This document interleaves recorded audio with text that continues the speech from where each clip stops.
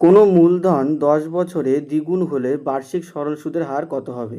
তাহলে 10 বছরে দ্বিগুণ, যখনই এরকম দ্বিগুণ বলে দেবে না, তখন আমাদের বুঝে নিতে হবে সুদ আসলের কথা বলছে। অর্থাৎ কি, মনে করো একটা টাকা যদি এক্স টাকা হয়, সেটা 10 বছরে নাকি দ্বিগুণ, অর্থাৎ কি 2x টাকা হয়ে যাবে, অর্থাৎ কি সুদে আসলে 2x হয়ে যাবে। সুদে আসল, এটা হচ্ছে সুদ আসল, আর এটা হচ্ছে মূলধন। তাহলে আমরা এখান থেকে বলতে পারবো P is equal two x, A is equal two, অর্থাৎ কি অ্যামাউন্ট কত হয়ে যাবে 2x টাকা। তাহলে সুদ সুদ কত হয়ে যাবে, তুমি বলবে যে অ্যামাউন্টের থেকে যদি প্রিন্সিপাল অর্থাৎ কি পি বাদ দিই, তাহলে পড়ে থাকবে হচ্ছে সুদ আই। আর রেট অফ ইন্টারেস্ট আমাদের বার করতে বলেছে, টাইম আমাদের দিয়ে দিয়েছে কত বছর, 10 বছর।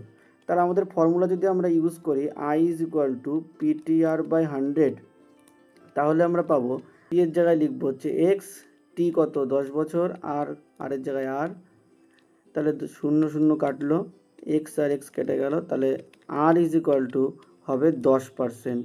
অপশান নাম্বার বি হবে আমাদের অ্যান্সার।